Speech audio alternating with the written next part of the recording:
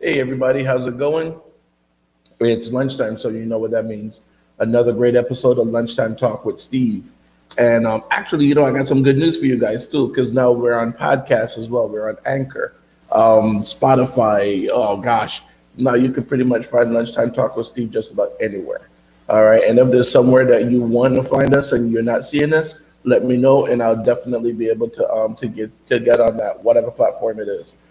All right. If you guys want to advertise, also go to lunchtimetalkwithsteve.com and you can click on advertise and you can see our rates and everything.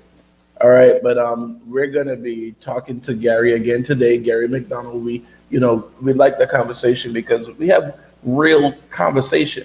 So today we're gonna talk about all different kinds of things. Stick around. You're gonna like it.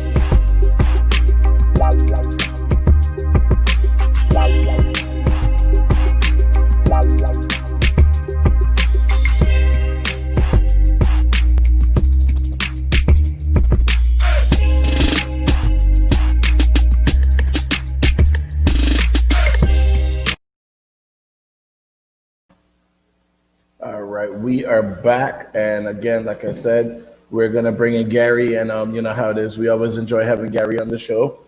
Gary, what's going on, man? Hey, G Matt, Good with you. What's good, sir? you know how it is. Yes, sir. And so today, Good I with mean, you. let's Good. talk about. Man, that's today. We're gonna just free flow some conversation and see what's going on because Right. I mean, there's a lot that I'm seeing going on in the news. There's a lot that I'm seeing, hearing on Facebook, on Instagram, and all kind of stuff. And you know, it's I don't know, man. It's like all these years later, and still nothing really changed. Right. And I know we talked about some of it yesterday, but just had to bring you back on so we could talk about some more of these things. This is like therapy for me. Right. Yeah, me too. That's why I do a lot of writing. You have to do it. You have to do it. Definitely. So Got to tell me. relieve some stress. So you okay? So and as a matter of fact, so let's start about your book because we're going to transition from that into other stuff. So Uh, what really made you sit down and write a book? What made you sit down and say, I can do this? Because I mean, let's be for real. Most of the times people do what they see people in their community or their family do. And Right. I mean, how many authors do you know? I know a few locally. My boy Derek Simmons that wrote the book Where's My Daddy? Probably dead or in prison. Mm, Um, a friend of mine, Arthur K. Sweets, she wrote a few books, erotic books. She lives right here in West Park. Those are two of the people that I know locally, personally, that I grew up with, that written books. Me personally, it started when I was in the county jail, waiting to be sentenced for selling drugs. And for some reason, I would always write the judge a letter telling him my side of the story, what happened, why I was in jail, and I was remorseful for what I've done. Um, I will send that letter to those judges, and when I get to court, I'm thinking they just gonna read it to themselves and that's it. But they would read it out loud in front of the open court, and I'm quite sure most people that looked at me were shocked, like, he wrote this. So it seems like the judge would always consider what I've written, the charge. I graduated high school. I went to college for 2 years. And I'm quite sure most of those judges considered that when it came to me being sentenced. And mhm, most of my cases was adjudicated with hell. So when I went to get a job or a place to stay, it didn't affect me. When I caught the felony charge of trafficking and manufacturing of heroin, mhm, they adjudicated me on that charge guilty. Now, from 2000 on, I've been trying to get places on my own, trying to find somewhere to live with a felony conviction hanging over my head. So, mhm, I didn't go to prison, but being in the county jail, damn, near seems just as worse because it's like the felony, it was drug related. I wasn't touching kids. I didn't rob a bank. I didn't do any of those things. But selling drugs to a few people um, put me in jail. And they gave me probation several times. I was given probation, no prison or nothing like that. I always had a paid lawyer, but I was given probation, and I continued to sell drugs up until 2000 when one of my customers set me up. And the way Hollywood police did everything, they were they did a lot wrong that night. So I ended up getting 3 years probation for it. And since then, I've been moving here. I've been staying with this female. I was living with this female. I had the potential. I had ambition. Um, also knew how to get money, mhm, but having a place of my own was difficult with a felony conviction.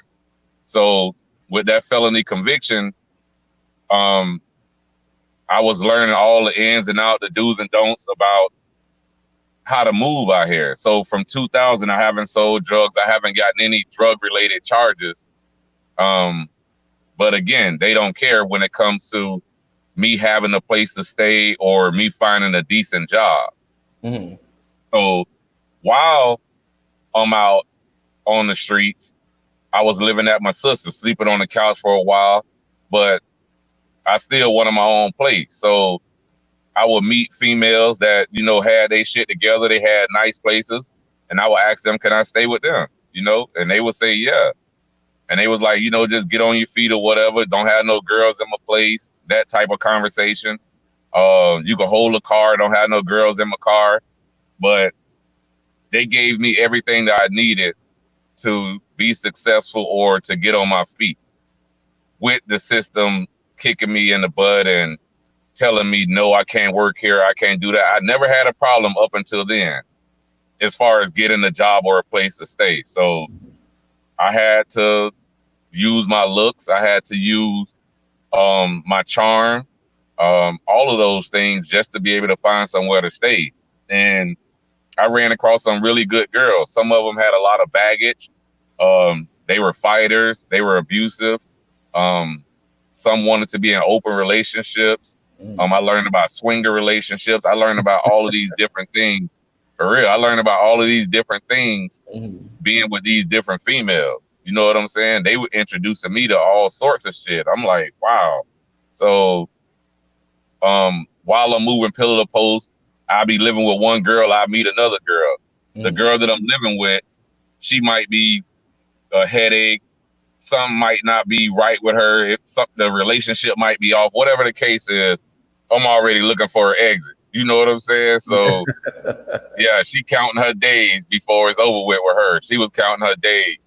And I will often tell them, like, I'm not happy. Like, hey, I'm trying to find somewhere to stay. I'm trying to get a place of my own. So I don't know if they believe me or what. And it was like, oh, you got a felony. You ain't going nowhere. You ain't going to be able to find no place of your own. So I would leave, go to another female. Same shit. She lying or sneaking around, got a boyfriend, whatever the case was. And these girls were very educated. They had good jobs. They had master degrees. They had really. She said she guessed they educated you. Right, they did in a bunch of ways. I'm talking about, like I say, it's women out there. We'll see them one way, but when you actually get with them, they're a totally different way. And I'm like, wow, these educated women, like, they freaky as hell. Like, wow. So wait. So wait. Hold on. So tell me the first time that one of these women said to you, hey, Gary, let's go to the swingers club, or Gary, let me bring another girl in. I mean, what went through your mind? How did the conversation go? That's what I'm it wasn't even like that. It wasn't even a female. The first time it happened, like I say, growing up, it was girls always involved. But in the book that I'm mentioning right now, it was a female, Shanice. She was single. I met her in jail on a 3-way phone call through a mutual friend. We started talking in jail. So when I got out, she said I could move in with her. I still had stuff at my sister's house. I was still going to be sleeping on their couch when I got out. So she was like, you could come stay with me. So I stayed with her for a little while. The sex was awesome. She had a 2-bedroom. Her son lived there and with her ex's mother, the grandmother. So one day I'm going to the store. I see a notice on her window. I guess he wrote her a note and was like, hey, I'm back in town. Let's get back together or whatever. So I told her about it. I'm like, hey, I seen a note on the car, but I didn't spaz out on her because I had nowhere else to go besides my sister's house. So I kept my composure. I chilled out. He came and knocked on the door one day. Bold as hell, just knocked on the door. Little old guy. I'm like, what's up? He was like, oh, I'm Shanice, baby daddy. I'm like, okay, little dude. I'm like, I started to be disrespectful, but it is what it is. So I told her he was at the door. He come in, and to make a long story short, they kind of patched things up. And she told me that she wanted to kind of be with him too, outside of me living there. So I'm like, okay, you want both of us living here. I'm the boyfriend in the other room, and he's sleeping in the room with you. I'm like, okay, whatever. And again, I had nowhere to stay, Steve. So I'm like, fuck it. So after that, here it is. She tell me, well, me and you not gonna be having sex as much. I'm gonna kind of be like more with him, but me and you can still do it. I'm like, man, whatever. So I say, what you trying to do? You trying to have? She had her cake and eat it too. She had you in one room and him in the next room. Right. And remember, flip the script. This is why my second book, The New Man, is coming out. Flip the script. Guys used to do this. Guys used to have 2 or 3 women in one house. Guys used to have a girl in that room, a girl in this room, a girl in the bed with them. That's been the norm for years. Now the girls that flip the script, they're living like that. They're calling the shots. What they say go. This is my house. That's my car. That's my food in the refrigerator. So you pretty much gotta do what they say. So she was like, I want to be with both of y'all. So I'm like, okay, whatever. So I was like, we might well be in an open relationship. You might well let me and James knock you down right now. Like, since you putting it out like that, let me and James knock you down. So she was like looking at me crazy. And then she was like, okay. So me and him take her in the room, the other bedroom. We have sex with her. And I guess he couldn't go as long. So he grabbed his clothes and his cell phone and keys and ran in the bathroom and started crying. Right. So I'm still going, Steve. I'm putting it in her life. I'm still going. Um, so he's still in there. The cries are getting louder. I didn't bust yet, so I took her up against the wall by the bathroom door where he was at, making all sorts of noise, banging up against the wall, everything. And he's crying. So, we finally did our thing, and she went in there to console him and talk to him and to calm him down. He apologized for acting like a baby, but that was the first incident of an open relationship that I've had. That was the first. So tell me about the second. The second female, she was into swinging, being in open relationships, and good job, nice crib. I told him a situation. I wasn't working yet, and she was down with it as well. She let me move in. She gave me money. But again, she wanted to be the boss, telling me what to do, when to come home, basically how to dress, you name it. She was trying to do it. And because I'm an alpha male, I wasn't going for it. So it was always tension with her. But one night she was like, hey, let's go to a swinger club. We go to a swinger club, we have fun, we hang out. And it was lit. It was different. Everybody in there was, flirting and having fun. It was like a club pretty much. And as the night progressed, I see everybody going to the back room. The club is emptying out. I'm like, where is everybody going? She was like, oh, you have to go back there and put on a towel. And, that's where people have sex. I'm like, really? So we go back there. We put our clothes in a locker. We put on a towel. You couldn't prepare yourself for it. I mean, the oohs, ahs, the noises, the sounds, the smacking noises. It was something Which I've never. Trapeze. In Fort Lauderdale, commercial in 441. Yeah, lit. You Maybe can't be scary going there. You definitely can't be insecure. Can't be. I should tell Trapeze I need a commercial on this. Real deal. Yeah, Trapeze. And they've been around forever. And it's expensive. It's not cheap. It's expensive. Like a night you go and it's crowded, you might have to pay $70 to $100. Well, before the corona. But you have to get a membership. That could range from $100 to $500 or more for the year, for a few months or a year. It depends on how long you want to go. Oh, okay. So if you buy the membership, if you buy that 500, then you can go as many times as you want for the entire year or for that period of time. Right. Or better yet, you can come as many times. Yeah, you can come as many times as you want, but you still have to pay every time you come. Every time you go there, you still have to pay $40, $70, $100 to enter the building. But you do have a membership to come as many times as you like. So, I mean, seriously, okay. And this is what I'm trying to get across to just to lighten it up a little bit. Instead of all the serious things we're always talking about. But so, I mean, seriously, the first time that she said, let's go to the club, you didn't know what kind of club she was talking about? I've heard of it, but not to that extent. I've heard things, but nothing prepares you for it when you actually see it. They have a buffet for you. Like if you go at night, they have steak, shrimp, like good food. Like they feed you like a king. They feed you like a king. When you leave 2, 3, 4 in the morning, they have a breakfast spread: grits, eggs, sausage, whatever you eat, orange juice, whatever. Yeah, you have to replenish yourself. And this is all included in the $70 that you pay. Yes, sir. And you get to bring your own bottle.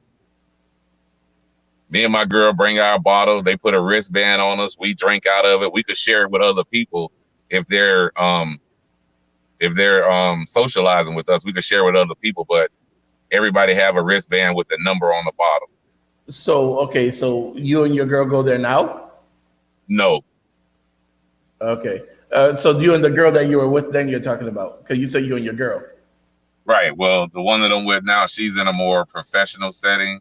So she doesn't do that. Right. So I had to tone it down a bit. I had to tone it down because she She, don't get into that type of stuff. But she had to make you um, pump the brakes a little bit, right? right, right, All right, I hear you. I hear you. making a good So, man out of me. But she done heard all of the experiences, and like I say, when I write the book, she read them first, so mhm. she know. Wow. So I mean, all right. So that was the first that the girl that you were living with at that time. That Right. was the first one where she wanted you and another guy to live in the house with her at the same time. Have you had an instance where you lived in the house with two women, or your girlfriend wanted to bring another woman into the relationship? Oh yeah, definitely. And you'll see that's in the book as well. Mm-hmm. The one I talked to, her name was Sanjay. Um, Mm-hmm.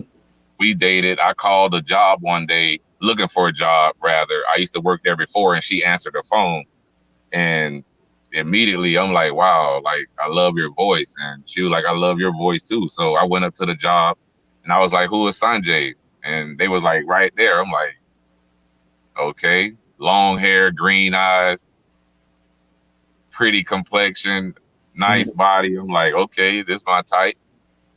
So we started kicking it from there. And the other girl, Lisa, that I was with, it wasn't hitting on nothing. So, like I say, I was sticking to moving at this time. You feel me, Steve? If Mm-hmm. it ain't going right, I'm clearing it fast. When they go to work, I'm out of there. Trust me. As soon as they leave to go to work, I'm gone.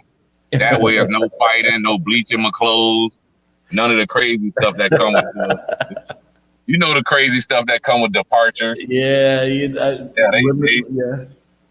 man, I've had one girl bleach my clothes, real bad, but that's a whole nother story. But yeah, with that female, with this particular female, Sanjay, we hooked up, and everything was going good. We got a room. I had violated my probation, so I had to go to jail for um probably like 3 months. By the time I got out, Steve, she went and bought us wedding rings and all and proposed to me. I'm talking about this in my What? next book too. Right. Like how the women down, they proposing to you now. That's Mm-hmm. what she did. And this was in 2003, 2002. Yeah, 2002, 2003. I'm like, bro, you should have gave me the rings and I would have proposed to you. You know what I'm saying? Like, so I'm supposed to be the girl in the relationship, or I was confused. I wasn't sure what was going on there. So, but it was really good. Great sex all the time. She had a bunch of toys, like animal, like the type of woman, go getter, and freaky as hell. I'm talking about real nasty in the bed. The type of females guys really want. It's like a total package in one female, but she used to like to fight. But Mm-hmm. she had a friend named Nikki. They used to come to the crib. This one time she had got us a hotel on the beach after she proposed to me, and Nikki came through, and we had awesome sex.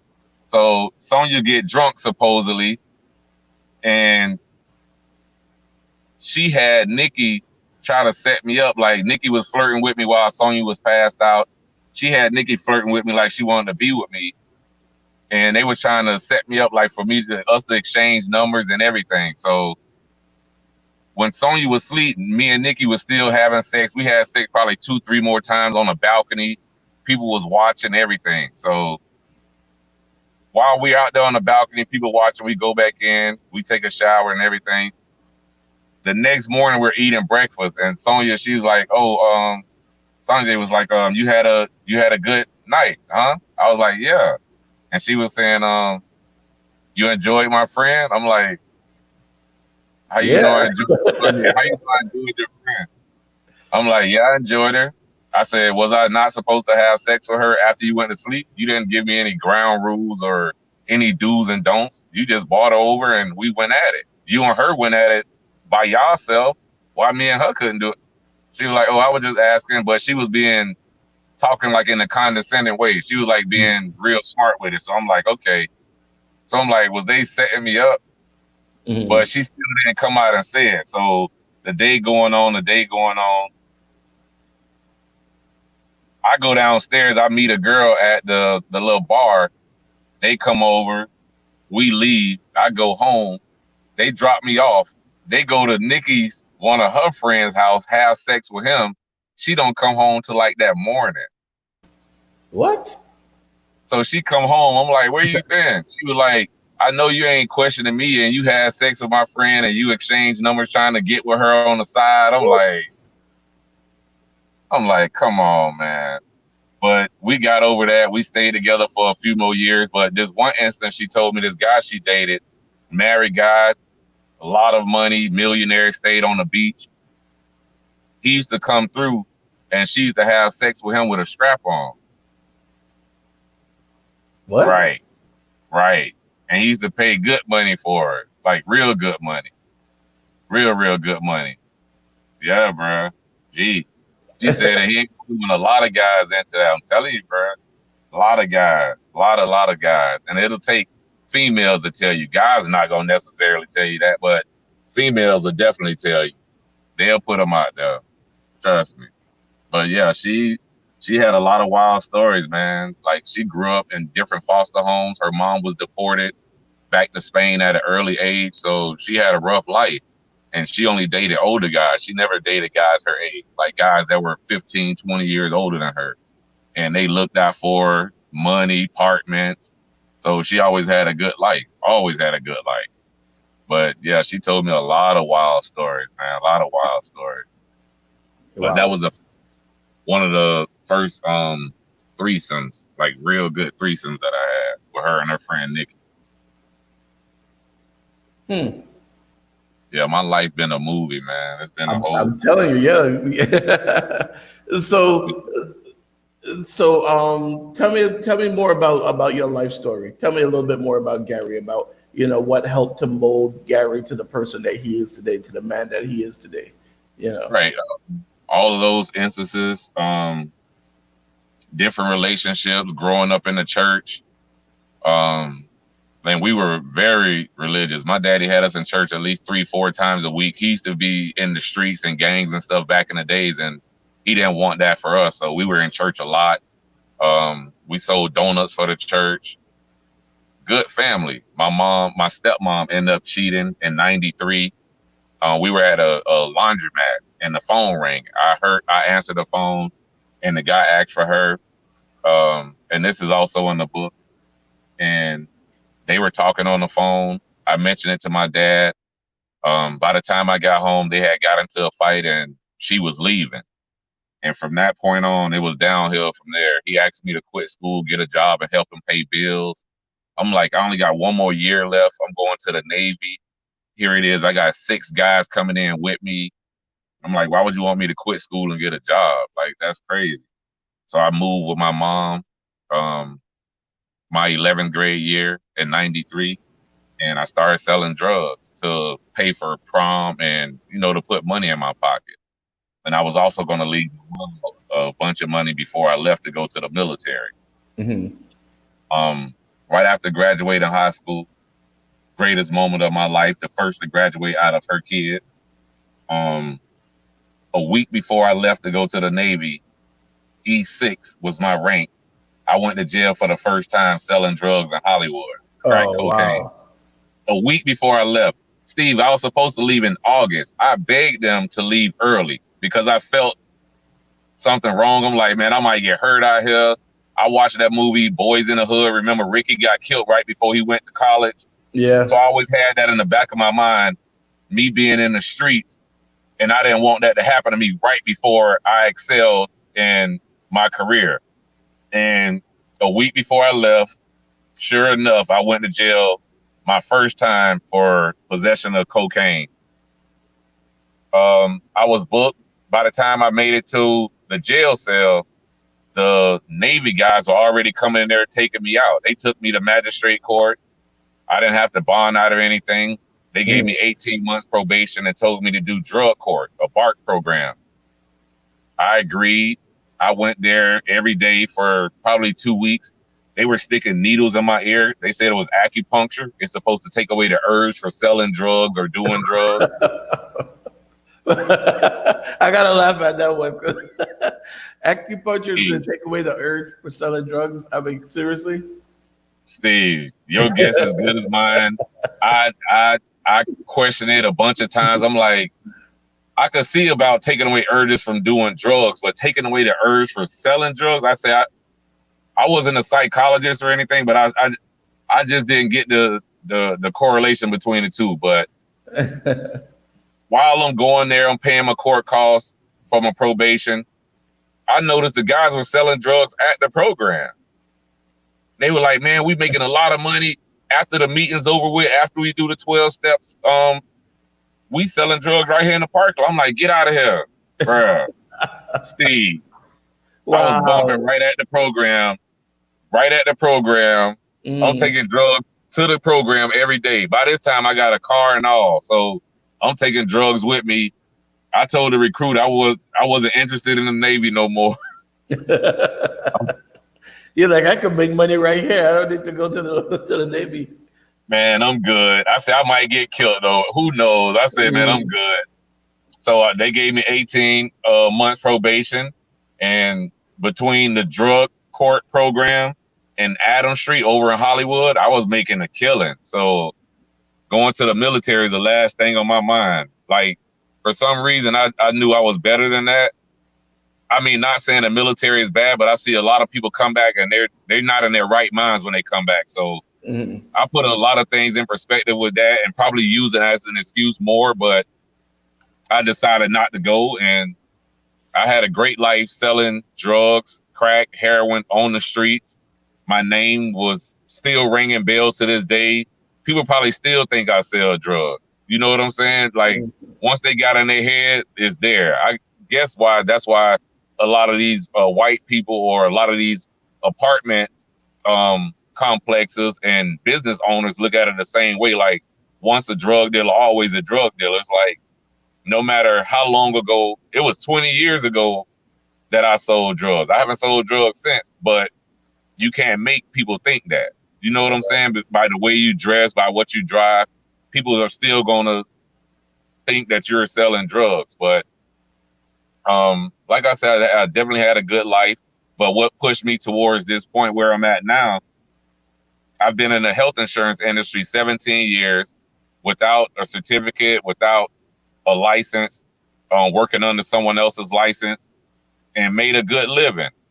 It started getting tough. They said, hey, you guys need to get licensed. You need to get certified. You need to take the class and pass. You need to do this X, Y, and Z. I'm like, okay, let's do it. Everybody was failing, Steve. People were upset. They were paying money to go to class and they weren't passing. I took it. It took me 4 tries, but I passed on my 4th try, Steve, and you only get 5 tries in 1 year. I passed on my 4th try. I'm ecstatic. I'm happy as hell. You can't even imagine how elated I was. Steve, I send the papers off to Tallahassee. They bought up my pass. Oh, Gary, we see you used to sell drugs in the 90s. Tell us about it. We see you have multiple felonies. Tell us about it. I sent them all the paperwork, went to the courthouse, got everything notarized, did everything they asked me to do, sent it off. Oh, we see you didn't pay any of your court costs. Keep in mind, Steve, I'm selling drugs, crack at one time, and then escalated to heroin. So I had plenty of money. Oh, we don't have any record. You paid any of your court costs. I'm like, okay. Like, they messing with me. Week later, I get another letter. Oh, we see you didn't pay any of your child support. You have back child support. It's like they were coming up with any and everything possible for me not to get my license. And that was another reason that I finished the book and I started the podcast, Convicted Conversations, warning other people, warning other young guys, warning older guys what this could potentially do to their futures. I haven't sold drugs in 20 years, but it's still haunting me. They still hold it against me. I've had little driving on a suspended license. I even had a habitual driving suspension at one point. I did weekend jail. But it's like, Steve, I didn't kill anybody. I didn't do any of those things that I could see people getting harsh sentences for, and things that people are really locked behind bars for a number of years. I sold drugs and I'm reformed. I haven't done it since. And I'm like, why not give me a chance? I work. I take care of my kids. I'm in their life. Why not give me a chance? You know what I'm saying? And that's the hurting part that a lot of guys face. And that's why recidivism is so high, because they're not giving us a chance. They're not giving us a chance after we get out of jail. They're not giving us a chance after we get off of probation and pay all of our court costs. They're still not giving us a chance. We've paid everything. We've paid our debt. We've paid the court costs and everything. But then you have a system that's set up to say, hey, Gary, you didn't pay it. I don't have receipts from 20 years ago, 25 years ago, Steve. I don't have them. I don't have them. And they know this, and that's what they use against us later. Go ahead, Steve. All right, and there was no and when you go to the court and the court doesn't show any of that at all? That was paid? No. Wow. Right. So where are we at now? What did you how were you able to resolve that? Did you have to pay it again, or what happened? I never got it resolved. I just got out of the insurance industry altogether. It's still hanging over my head. Those charges are still there. If I ever want to buy a handgun legally, I have to make sure that $200 and something thousand in court costs and child support is paid in full. That has to be paid in full for me able to move on or get a license ever again in the state of Florida. But people say it's easier in other states to get a license than it is in Florida. But like I said, I've been here, and this is where I've made the majority of my money, right here in Florida. Yeah, but even if you were to go to another state and get a license for a gun, you still can possess it here in Florida, not legally. Right. Yeah. Oh, you mean the license for the insurance or the license for the gun? Right. License for the insurance. Well, both. I was trying to get the license for both. Mm-hmm. The same paper. You just had to check what are you trying to get a license for, and they told me I could get it as long as you pay this amount of money. Mm-hmm. You have to pay all of your child support, all of your back child support, and you have to pay the court costs and fines that you haven't paid from 94 until now. They say I didn't pay anything. But I mean, let's think about it. If you didn't pay child support, I'm sure your girlfriend or your wife or whoever at the time would have gone back to court and say, yo, Your Honor, he didn't pay me. You know what I mean? So Right. what they're saying you didn't pay it, but I mean, obviously you did. If not, she would have pressed charges and you would have got arrested for that. Because for those viewers who don't know, in the state of Florida, you get arrested for not paying child support. So, and I did. I was arrested a few times. okay. What they were doing at first, they were taking it out of my check. They were taking out $193 a week. I know some guys pay $25, $50, little numbers. Where I was paying $800 a month for one child. For one child. Wow. How much were you making? $800 a month. Huh? How much were you making at that time? I've always made good money, Steve. No, I'm saying because if it's a percentage of what you're making, if you're paying, I was making about 40 something. I was making about 40 something thousand at that time.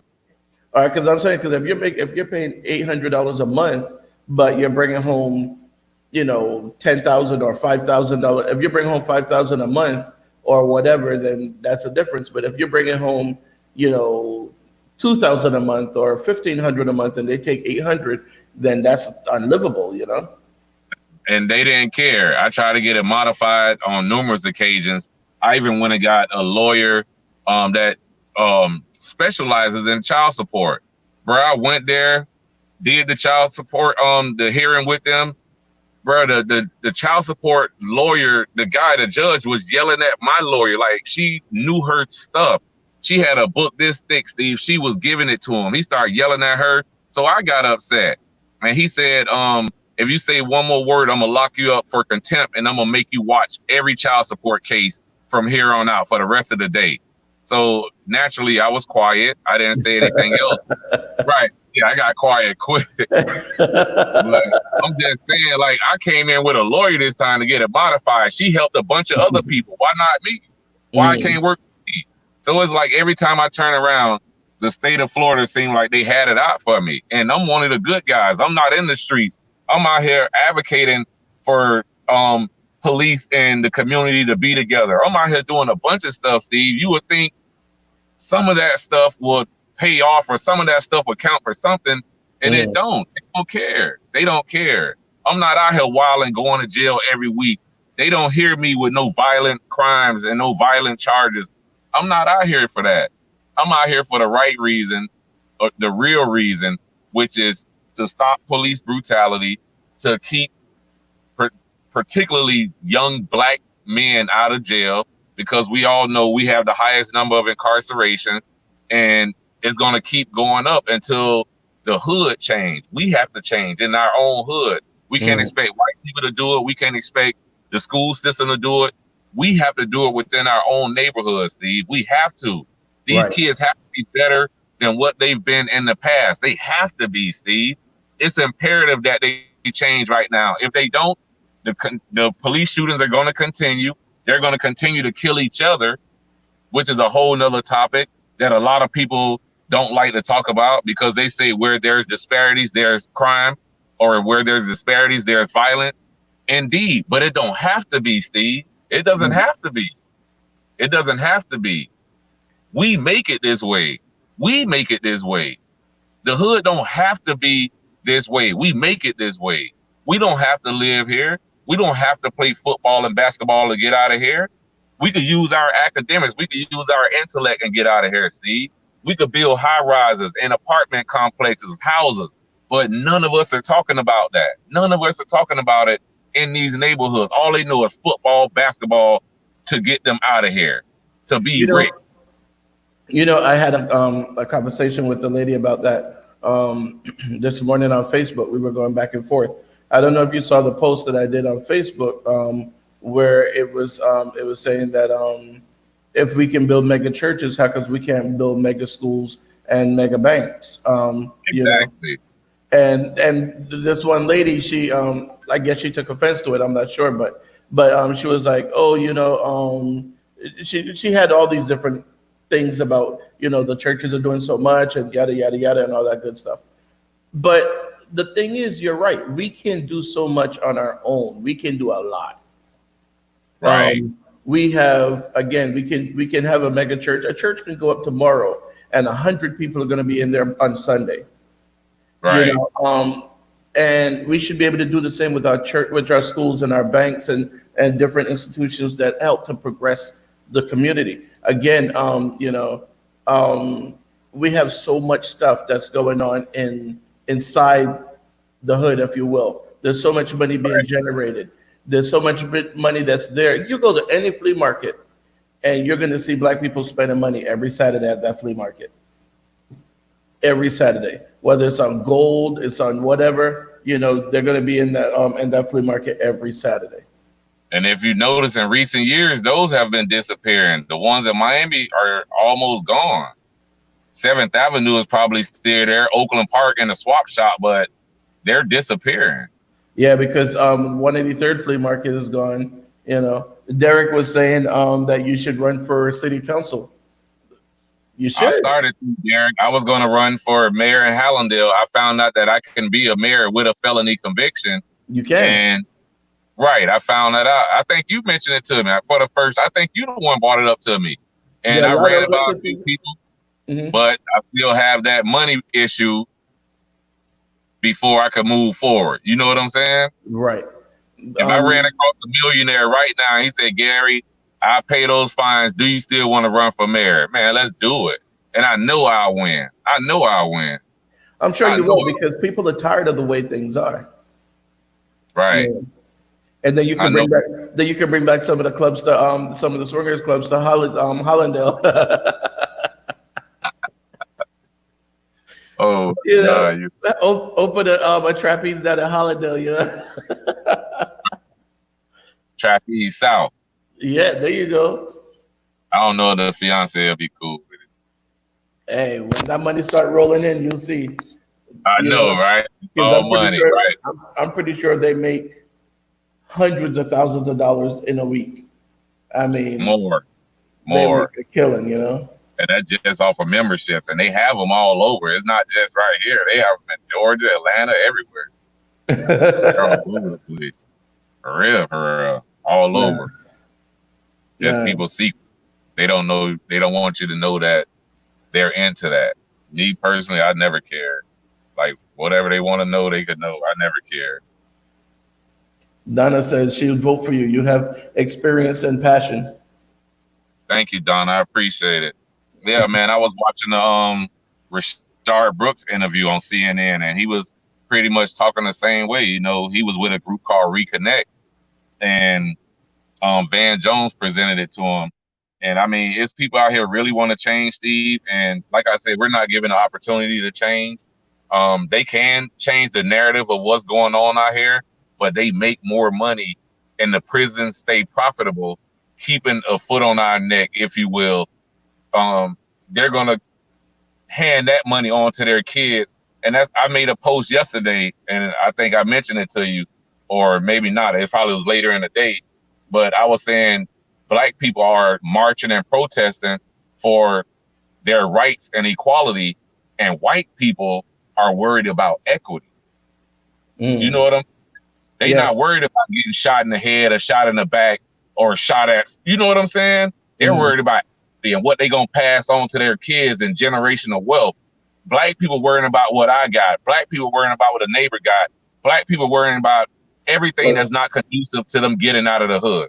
And we just also just thinking about living. We don't even before we could pass something on to our children, we have to achieve it in order to pass it on. Because But if Steve, you could have life insurance and that's pass true. on a 200,000, 100,000.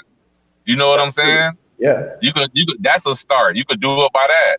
If they don't know about stocks or CDs or bonds, that's one way we can do it. And unfortunately, a lot of the jobs that our people have in these low income neighborhoods, in the ghettos, if you will, a lot of the jobs that they have, the life insurance policies that come with their jobs or what they can afford is like 25,000, 30,000, 50,000. It's small numbers, Steve. It's not like, and not saying all jobs are like that, but the more you put in, the more you get out, of course. But some jobs are set up to where you couldn't get more than, say, a $50,000 policy at that job. Some jobs you could get $1 million policy, $250,000 policy. But And again, if I die right now and I work at Burger King and I don't have a hefty life insurance policy, if I wasn't saving money, putting it towards a life insurance policy to leave money for my kids, the only thing they have to look forward to is that $15,000 or $20,000 policy through your job. And the thing is, too, even with your job, it also depends on the level that you are in the company. Because if you're the, like you said, if you're at Burger King and you're the cashier, you're only going to get probably a $10,000 policy available to you. Whereas if you're the district manager or wherever, it's a different policy that's available. Derek was asking where to get your book. And Derek, actually, you could go to the website, lunchtimetalkwithsteve.com, and you'll see Gary's book on there. You can just click on it and order it. It's a great book. I mean, we're talking about all the stuff here that happened in his life, and there's more in there. I've known Gary for years, and I'll tell you one thing about him, because I see Tika mentioned on here too that you're down to earth. One thing about Gary is Gary don't hold back. That's one thing I tell you guys about Gary. If Gary says what he has to say, and boom, that's it. Yeah, I mean, why fake the funk, Steve? I wear it on my sleeve. You know what I'm saying? And that's what I'm saying. That's one thing nobody could never do is hold something over my head. I'm an open book. I tell you. You know what I'm saying? I tell you. I tell people all the time. I tell people all the time, I'm not ashamed of anything I've done, and I don't do anything that I'll be ashamed of. That's just that's what I live by. I'm a kind of person. Everybody, if someone asks me a question, I'll answer that question 100%.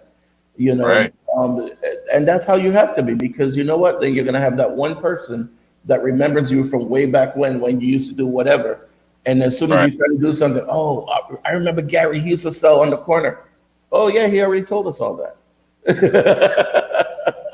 Oh, he used to go to trapeze. Okay, and right. What's next? Right. Okay, tell me something new. I mean, all right. And that's the thing. Which is why when we see a lot of these people, and which is why when we see a lot of these people running for president and governor and all their secrets coming out. Listen, if you know you're going to run for president or governor or whatever, Don't let there be any secrets. Bring it Right. out. They're gonna pull it out. It's coming. Trust me, it's Yeah, coming. Look if how you look put how it far back they went. Look how far back they went with Sheriff Tony to when he up, was 14 years old. Why y'all bringing this up now? This man been a cop for years. Why bring it up now? but this is what I'm Oh, saying. he's a swinger. Why bring it up now? Who cares? I want to watch. Shit. Who cares? Who cares? Who cares? Man, yeah, that's crazy. I'm like, but that's how politics is. People try to to like, I don't know. They try to make you look bad every which way you can, and it's like, come on, you know. Right. Yeah. I mean, that's what it is. I mean, they like to throw dirt and mud, especially around election time. And like I say, people like him, and I think they're going to vote for him again. I like Israel too, but I think people are really going to vote for him again, and he's going to win, despite of what they've been trying to show in the media and on Facebook. We don't care. I'm still voting for him. Yeah, I'm gonna try to get them on the show too. I'm trying to put together a couple of community forums that we can talk to some of the people that are running for different offices. I'm See supposed to what. do an interview with him on the 13th of July. I'm on a panel of 5 where we're going to ask questions. All right, is that gonna be on online? Can we watch that? Yeah, it's going to be on Zoom. Send me the link. I'll probably either broadcast it out or something. Definitely. I'll definitely send it to you. Yeah, man. But well, you know how it But is. yeah, Steve, it's definitely tough out here, man. But like I say, any of your viewers, any of your listeners, on the podcast that you have, and good job with doing your podcast. You've been in broadcast for a minute right now, and I'm gonna make sure all my people listening, I'm gonna share it as well. But I Appreciate it. love podcasting. It's definitely fun. It's something that I've never thought I'd be doing. I've been in the health insurance industry, like I say, for 17 years, and I felt trapped.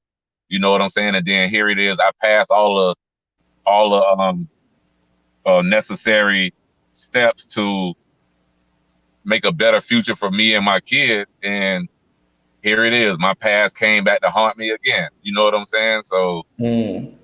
just trying to get that across to the young men, the kids, the guys that haven't been in trouble yet. Don't let nobody trick you off these streets. It's trouble easy to get in and hard to get out of. Mm-hmm. You know what I'm saying? Hard things make a man. Easy things lead to trouble. Trust me. Remember I said that. Hard work makes a man. Easy things lead to trouble. Work hard. Trust me, you work hard, you'll do good in life.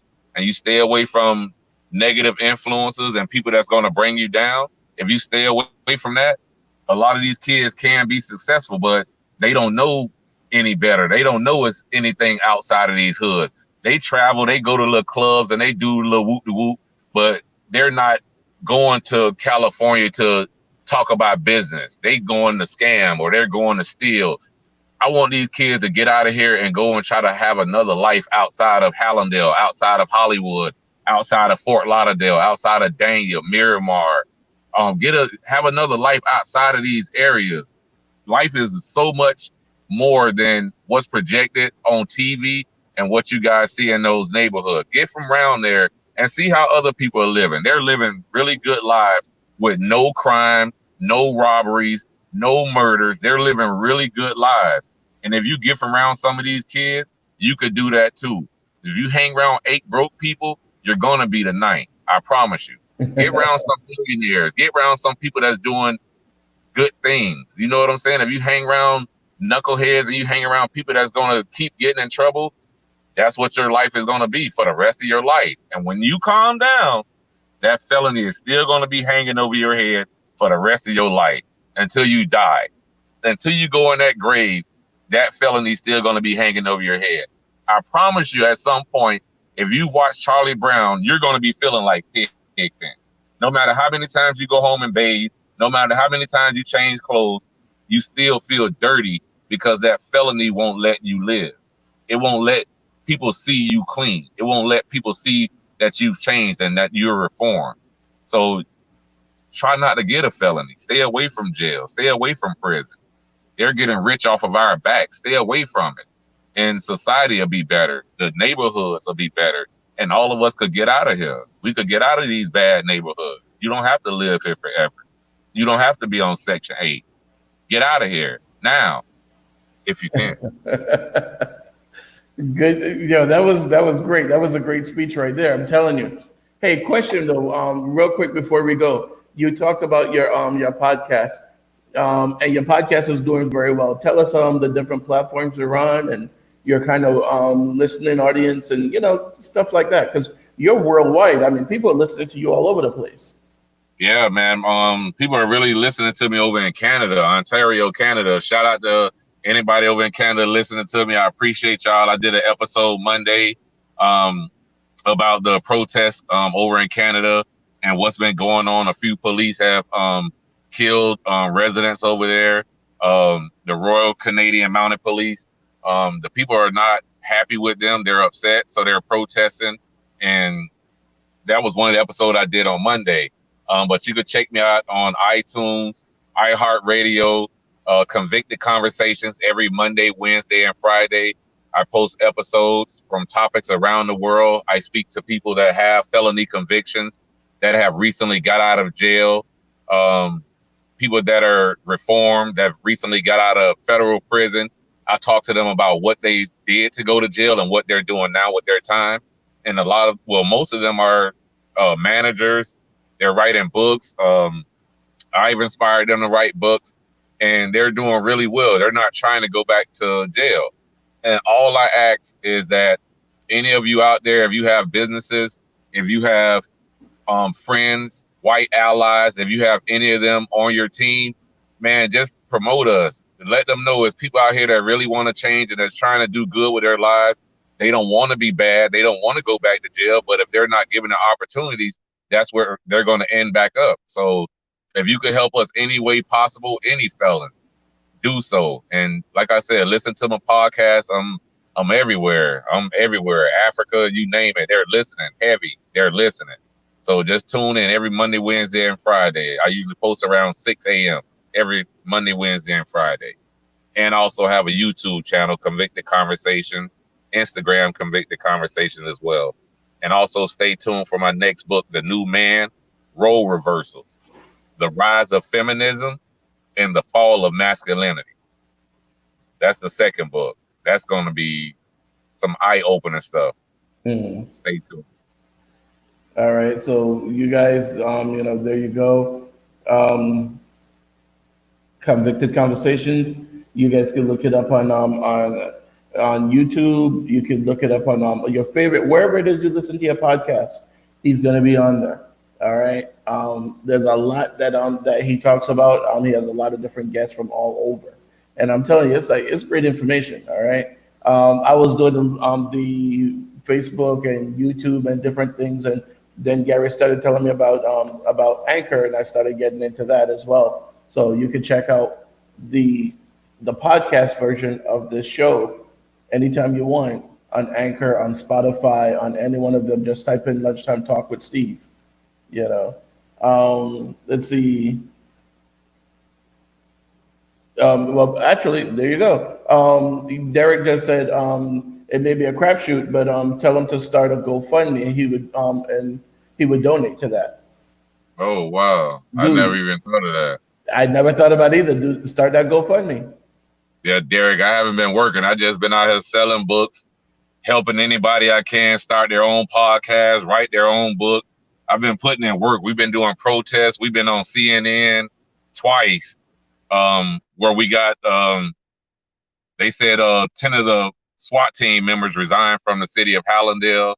We did a protest last Friday with some pastors with Bless Broward, where they shut down Hallandale Beach Boulevard from 95 to 8th Avenue. I'm sorry, from 95 to like 2nd Avenue.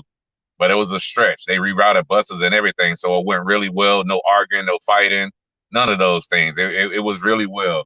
And like I say, Steve, we out here putting in that work.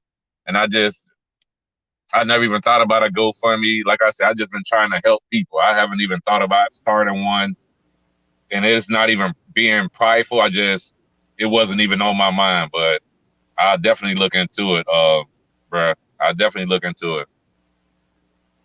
And Anthony said she's very proud of you. Yeah, man, I'm What's up, telling you. Denise? Thank you, boo. Derek said hit him up on Facebook. Derek Hadley. Yeah, I'm Gary McDonald on Facebook, but I hit you up, Derek. Said Derek Hadley. Okay, I Yeah. hit you up, bro. So yeah, there's a lot going on out there, people. We just got to be careful. We got to be conscious. That's the biggest thing too. We got to get out and vote. We have to vote. I mean, again, we're marching, we're protesting, we're doing all those things. That's all great and wonderful and everything to bring attention to the things that are going on. But we need to vote in order to get the people in office that are going to pay attention to what we're telling them Definitely. is happening. Because And I it's a mean, good thing that, well, I'm mhm, not saying it's a good thing that everything's happening around the world, but Steve, I've never seen change like this. Even though we're in the midst of a pandemic, I'm seeing statues being ripped down around the world. I'm hearing laws have been changed, no chokeholds here. It's mhm, it's really this one, that George Floyd, Breonna Taylor died right before him, but George Floyd, for whatever reason, just like with Trayvon, it lit a fire and it's actually getting a lot done. Now we're seeing real change. And this is only the beginning. My group, the cause, is coming out next, and we're gonna be on fire, bro. They call me Mr. Shake Shit Up, Steve. So you already know. Yeah. The cause is coming. We're coming. It's mhm. coming. It's All right. coming. All right. So we're definitely going to have you back on the show again because I mean, every time you come on, it's great information. We're talking about good stuff. You And we already learn a know. lot more every time you come on here. I like having these conversations with you on the air. Right. Um, So, and of course, check out and for the benefit of the people on the podcast that can't see the screen, our sponsors, our advertisers, A Aggressive Insurance. They do auto, life, home, business, all kinds of insurance. 954-581-8800, and they're in Lauderhill, right across from the bus station. And then there's also Curvins that he does car detailing. So you could, if you guys need to get your car detailed, check out Curvin. Nine five Yeah, four five Curvin will four pull nine. right up on you. Get that Yeah, Curvin. He'll pull up on you at your job, at your house, anywhere. wherever you at. Your side dude house, he'll pull Your up on side you. chick house, anywhere. All that. He'll pull up on you. He don't discriminate. If your girlfriend threw up in the car and you don't want your wife to know about it, call Curvins. Curvin will come and clean that car for you. They'll never know. All Try. right, I'm just saying. Right. It's 954-549-8507. Give them a call. Hey, All right. And it's a young black man trying to get business started. So you guys, we always talk about support black businesses. Here's your right, opportunity. Support the man. right, right. All right. And you can always find all this information, the link to Gary's book, all of my sponsors, advertisers, everyone. You can find them at lunchtimetalkwithsteve.com. All right, guys. Gary, thanks again. I appreciate it. As always, it's good having you on the show. You know, I already know, Steve. Already. You know I'm with you, boy. I'm with you. all right, and everybody check out the book, Pillar to Post. Check it out. All right, again, go to lunchtimetalkwithsteve.com. You'll see the link. Boom, right there. And Yeah, it's on. Amazon will Oh, have it. I forgot to tell them it's on ebooks as well. You go to ebooks, iTunes, Barnes and Mhm, Noble, Amazon is everywhere. everywhere. It's Thanks for like having me, Steve. Visa everywhere you want to be. Trust. All right, G Mac. All right, I'll give you a call later on, man. Love you, bro. All right, you too, man. Peace. All right, everybody. So again, we had that great conversation with Gary. Everything is, we just got to be conscious about the things that are going on out there because we have to realize the other situations that people are in. And like Gary was saying, even coming out of jail, it was hard for him to find somewhere to live. Something as simple as find somewhere to live. And the Constitution says life, liberty, and the pursuit of happiness. But it takes all three of them away from you as soon as you do something wrong. So, I mean, come on. We got to do better. As a society, we got to do better. We look at other countries and we tell them what they're doing wrong. We're quick to say what they're doing wrong in China, India, the Caribbean, South America. We're quick to point fingers. but we're not looking in the mirror at what we're doing wrong. Let's make this happen, people. Get out and vote. If people aren't representing you, vote them out of office. You have to get out and vote. There are no two ways about it. Vote. All right? As always, take care of yourself, take care of each other, do a random act of kindness for a stranger. Try to do something for someone you haven't seen in a long time. Just pick up the phone and call them. Hey, buddy, what's up? How's it going? Haven't heard from you in a while. How the kids? How's the wife? Oh, you're not married anymore? Oh, my bad. How's the new girlfriend? You know, that kind of stuff. You know, I'm just saying. Again, as always, take care of yourself, take care of each other, do a random act of kindness for a stranger. All right, people. Peace.